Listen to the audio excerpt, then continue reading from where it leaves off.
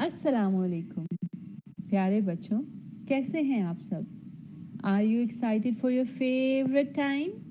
یس، story telling. آج میں جس نبی کی کہانی آپ کو سناؤں گی ان کا نام تھا داؤد، حضرت داؤد علیہ السلام۔ حضرت داؤد علیہ السلام حضرت موسیٰ کے 500 ایئرس کے بعد آئے، 500 سال کے بعد۔ اور حضرت داؤد علیہ السلام کو اللہ تعالیٰ نے بہت سی کوالٹیز دی تھیں، بہت ساری صلاحیتیں دی تھیں۔ سب سے بڑھ کر آپ کو پتہ ہے وہ اللہ کے نبی تھے۔ پھر آپ اللہ کے سوا کسی سے بھی نہیں ڈرتے تھے، یہاں تک کہ جب آپ چھوٹے تھے تو آپ کے وقت میں ایک بہت ظالم بادشاہ تھا جس کا نام تھا جالوت۔ آپ نے اسے بھی ہرا دیا تھا، اس سے بھی بہت ڈٹ کے مقابلہ کیا تھا۔ بہادر ہونے کے ساتھ ساتھ حضرت داؤد علیہ السلام بہت پاورفل تھے، بہت طاقتور، بہت اسٹرانگ، اور بادشاہ ہونے کے باوجود خود ہاتھ سے محنت کرتے اور پیسے کماتے۔ آپ کو پتہ ہے وہ کیا کام کرتے تھے؟ حضرت داؤد علیہ السلام لوہے کی زرہیں بناتے تھے، آرمرز، لوہے کے ڈریسز۔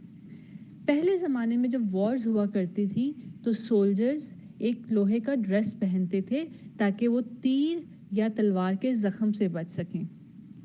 تو حضرت داؤد علیہ السلام وہ ڈریسز بناتے تھے، اور اللہ تعالیٰ نے ان کو یہ ایبلٹی دی تھی کہ وہ جس طرح چاہتے، جیسے چاہتے لوہے کو موڑ لیتے اور اپنی پسند کا ڈریس بنا لیتے۔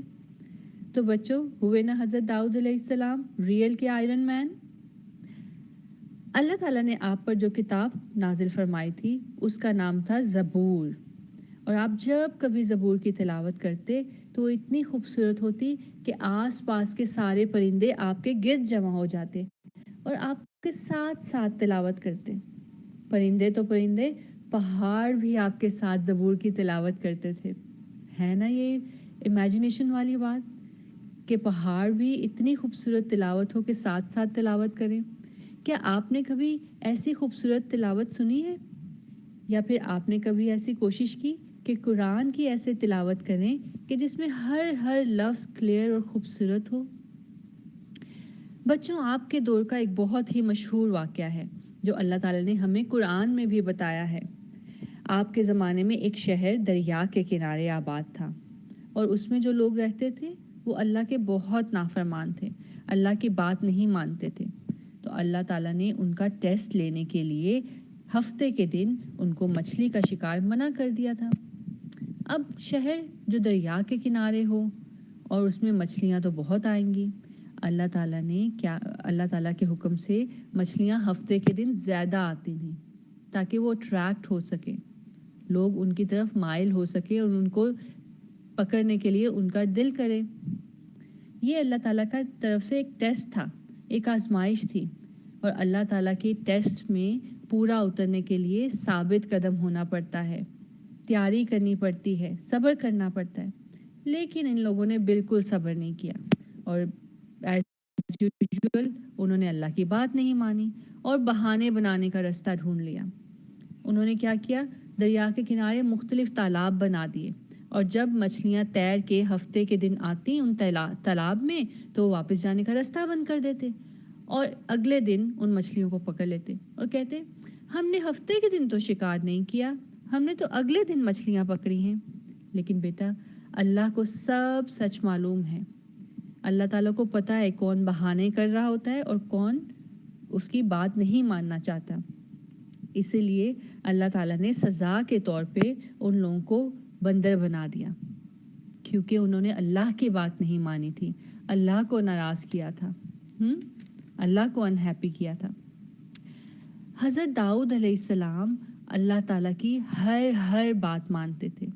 جیسے اللہ تعالیٰ نے حکم دیا ویسے ہی ایک عادل بادشاہ ہونے کے ناطے وہ لوگوں میں صحیح فیصلہ کرنے کی کوشش کرتے تھے، اور اتنے بڑے بادشاہ ہونے کے باوجود انہوں نے اپنے آپ کو بہت آرگنائز رکھا ہوا تھا، بہت مصروف رہتے تھے، لیکن اپنے وقت کو انہوں نے صحیح استعمال کرنے کے لیے مختلف حصوں میں بانٹ رکھا تھا۔ جیسے ایک دن اللہ کی عبادت کرتے، ایک دن جو مقدمے ان کے کورٹ میں آتے اس کا فیصلہ کرتے، اور ایک دن اپنی فیملی کے ساتھ گزارتے۔ پیارے بچوں، حضرت داؤد علیہ السلام اللہ تعالیٰ کی عبادت کرنے میں بھی بہت اچھے تھے، اتنے اچھے کہ حضور صلی اللہ علیہ وسلم نے بھی ان کی تعریف فرمائی ہے۔ آپ صلی اللہ علیہ وسلم نے فرمایا کہ نمازوں میں سب سے پیاری نماز داؤد علیہ السلام کی تھی، اور روزوں میں سب سے پیارے روزے بھی داؤد علیہ السلام کے تھے۔ نمازوں میں آپ کا طریقہ یہ تھا کہ آدھی رات سوتے، پھر 1/3 یعنی 1/3 رات اللہ کی عبادت کرتے، پھر آخری رات کے کچھ حصے میں آرام فرماتے اور ایک دن چھوڑ کے روزہ رکھتے۔ یہ صحیح مسلم اور بخاری کی حدیث ہے۔ جیسے میں نے آپ کو پہلے بتایا، حضرت داؤد اپنی پوری کوشش کرتے تھے کہ اللہ کی ہر بات مانیں، جو اللہ تعالیٰ نے فرمایا ویسے ہی کریں۔ اور بچوں، ایک اچھے مسلمان کا، ایک اچھے مومن کا بھی یہی طریقہ ہوتا ہے کہ جو اللہ نے کہا فوراً مان لیں، جیسے اللہ نے کہا ویسے ہی کر لیں۔ اور ایسا کرنے سے آپ کو پتہ ہے کیا ہوتا ہے؟ جی، اللہ تعالیٰ انعام سے بھی نوازتے ہیں، بالکل ویسے ہی جیسے حضرت داؤد علیہ السلام کو ملا۔ اللہ تعالیٰ نے انہیں حضرت سلیمان جیسی اولاد دی۔ آپ کو نام جانا پہچانا لگ رہا ہے؟ جی، وہی حضرت سلیمان علیہ السلام جو اللہ تعالیٰ کے نبی تھے اور جو جنوں پہ بھی حکمرانی کرتے تھے، اور آپ عنقریب ان کی بھی کہانی سنیں گے۔ حضرت داؤد علیہ السلام نے اللہ کی بات مانی اور اللہ تعالیٰ نے انعام دینے میں اپنا وعدہ بھی پورا کیا، دنیا میں بھی ان کو انعام سے نوازا اور انشاءاللہ آخرت میں بھی۔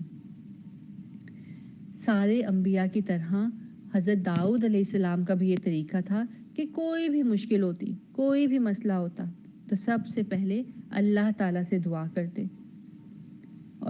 اور جیسے میں نے آپ کو بتایا تھا نا کہ جب چھوٹے تھے تو انہوں نے جالوت سے مقابلہ کیا تھا، تو جالوت سے فائٹ کرنے سے پہلے بھی حضرت داؤد علیہ السلام نے اللہ تعالیٰ سے دعا کی تھی، اور اللہ تعالیٰ نے وہ دعا قبول کی تھی، اور اللہ تعالیٰ کو وہ دعا اتنی پسند آئی کہ اللہ نے قرآن میں بھی اس کو مینشن کیا۔ حضرت داؤد علیہ السلام نے دعا کی تھی، ربنا افرغ علینا صبرا وثبت اقدامنا وانصرنا علی القوم الکافرین۔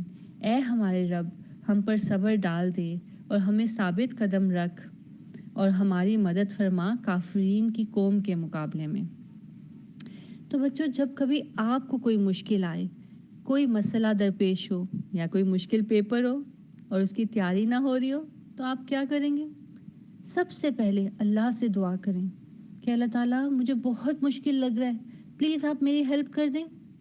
اور دعا کے لیے ضروری نہیں کہ آپ جائے نماز پہ بیٹھیں، کبھی بھی آتے جاتے اللہ کو پکاریں، اللہ سے باتیں کریں اور دعا کریں، انشاءاللہ اللہ کی مدد ضرور آئے گی، بالکل ویسے ہی جیسے حضرت داؤد کو آئی تھی اور انہوں نے جالوت سے مقابلہ کر کے اس کو مار دیا تھا اور ان کی مشکل آسان ہو گئی تھی۔ اسی طرح اللہ سے دعا کریں گے تو آپ کی بھی ساری مشکلیں آسان ہو جائیں گی انشاءاللہ۔ تو بچوں، یہ تھی میری آج کی کہانی، امید ہے آپ کو پسند آئی ہوگی۔